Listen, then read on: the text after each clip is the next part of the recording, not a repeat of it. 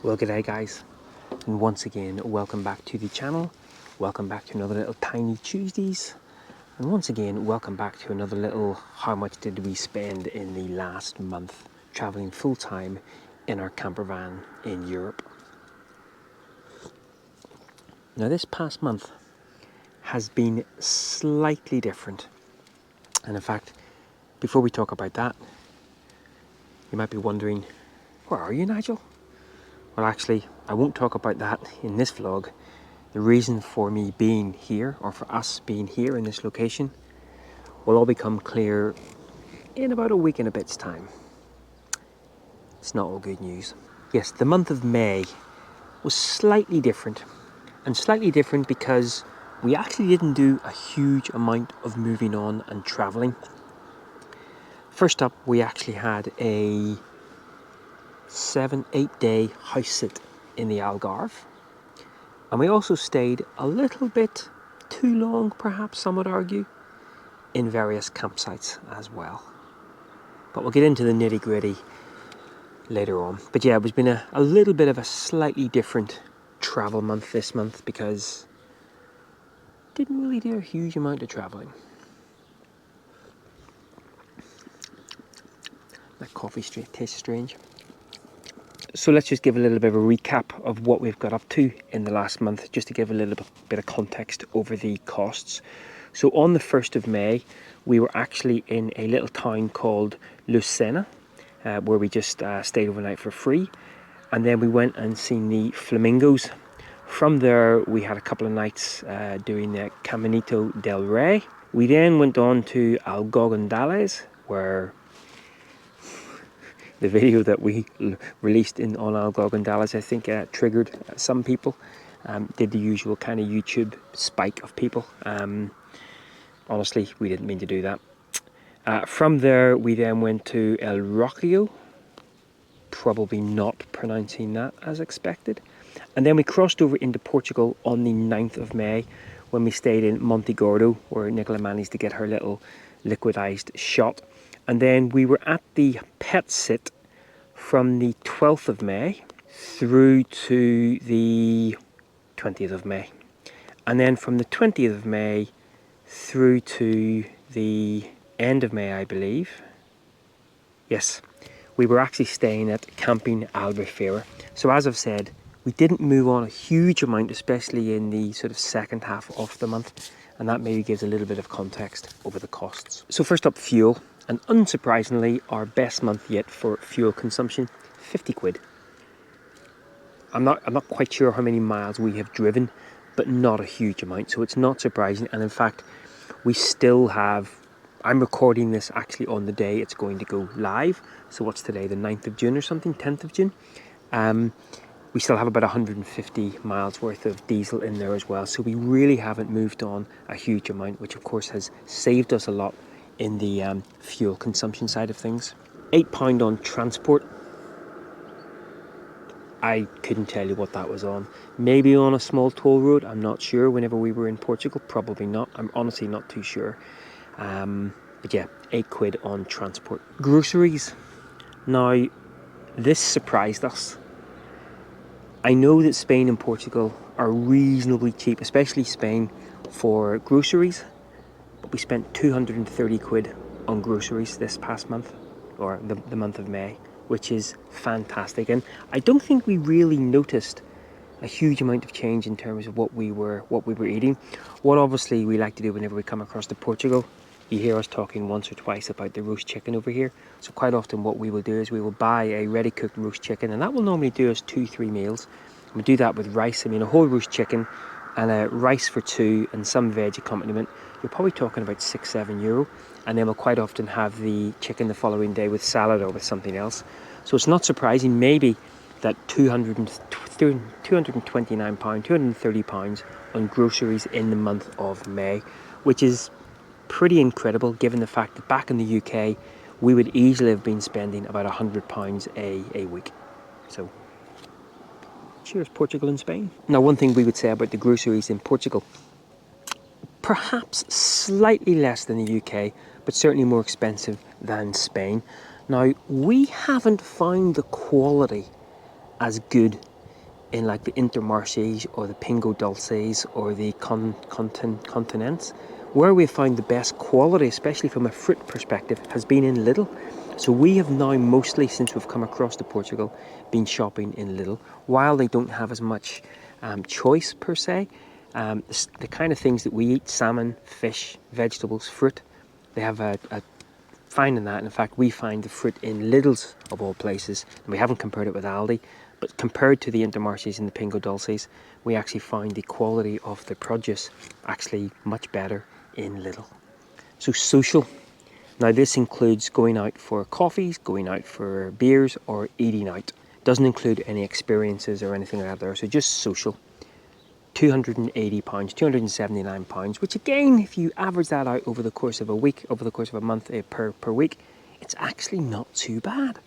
And it's not, again, not surprising. So even though we might have been saying, well, we're going out for a coffee here or a beer there, as you know, if you've come to Spain and Portugal, they are dirt cheap. And in fact, this morning, the little tiny village that we're in right now, we went out for 2 coffees, and they were reasonable size cafe galao, €2 for 2 coffees. 180, in fact, no, yeah, 240, sorry, for 2 coffees. I think I would be addicted to coffee if I lived over here.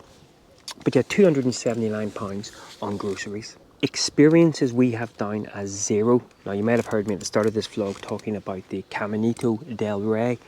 We had actually paid for that up front online, which came out of April's budget. So from an experience point of view, we actually didn't spend any additional money on going to see any particular sites or experiences or things like that. But of course, we did pay for the Caminito del Rey the month before. We got £255 out in cash, not all of which may be spent or probably is spent by now. And we always look for places that give us a no-fee takeout charge. They have been reasonably, the multi-bancos here in Portugal with our nationwide card, they're the ones that we're mostly going to. The Euronet banks don't go near because they will charge you an arm and a leg to take money out. So we never, even if we see a €4 charge, we never accept the charges. There'll always be one bank somewhere along the line. I think it's Ibercaja in Spain, that our bank nationwide doesn't charge any money for taking out abroad. And definitely the multi-banco here in Portugal, we don't get charged anything. But £255 on taking out cash, which we would have probably spent on, I'm trying to think whether any of the campsites only took cash. No. So we probably just would have spent on maybe coffees and sundries and various bits and pieces like that. Now, of course, arguably the £50 that we spent on diesel, that gets balanced against how much we spent on camping. So that was a reasonable amount, I guess, £361.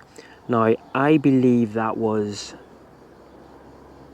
maybe close to 2 weeks in Albufeira camping and 2 or 3 days in the Caminito del Rey, £361.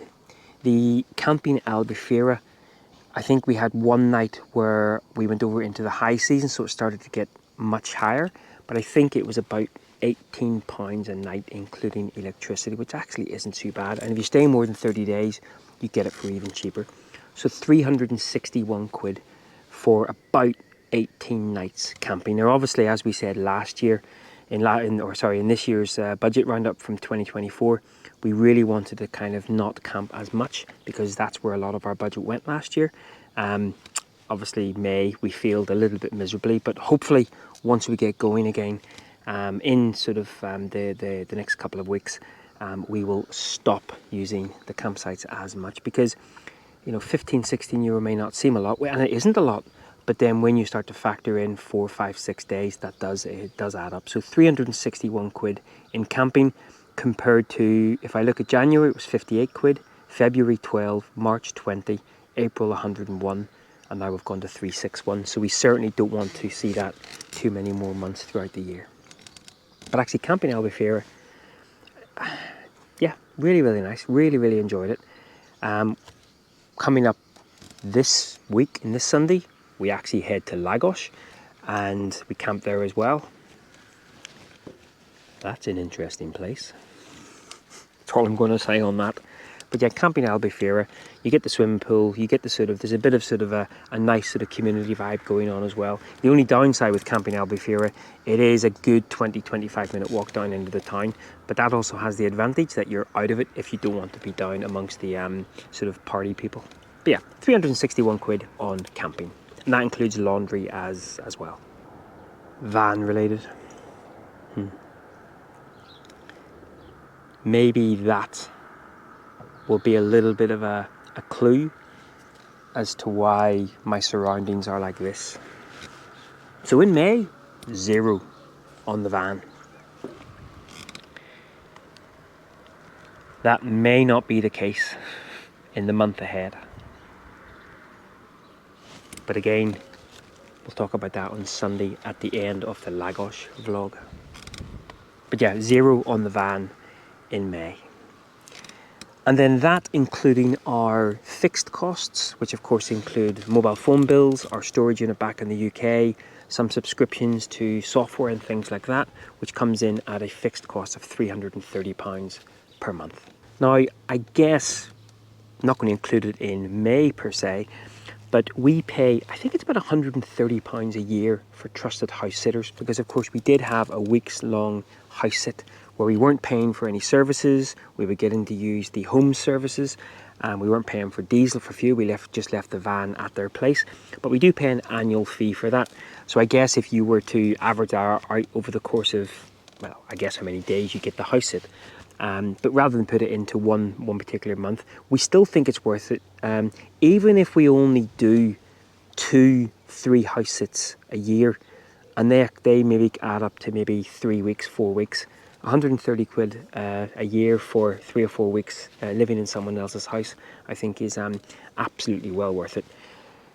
But yeah, so that was our monthly costs for the all of May. So the total costs, including our fixed costs from back home, was £1,512, which surprised us no end, because of course we had been going out more, we had been in the campsites a lot more, so we were expecting our monthly total to be a lot more. And of course, if we remove those fixed house costs, our pure travelling costs for the month of May was £1,182, which is by far been our, actually no, haven't said that, in February we were 1,265 quid minus the house costs, but our total costs then were £1,512. So just looking back at the year to date then, so January, and again this includes the fixed house costs as well, January 2,329, February 1,595, March 2,032, April 2,015, and May 1,512. So as we have said a number of times, we are looking to keep our travel budget, including those fixed costs, to around 1,500 quid a month. Obviously lower than that is much better. And so far we have hit that 2 times out of 6 months. So obviously we hopefully to sort of balance things out a little bit. But as I say, that may be an unachievable target given what we face in June and why I'm currently sitting in a rather nice garden rather than in the van. But that, as always, will be a story for next time. Right guys, well, once again, thanks a lot for following along. Nicola's out of the way doing a little bit of work. I'm also going to get back to doing a little bit of work, actually get this vlog edited out and uploaded, because as I say, it's gone live this evening.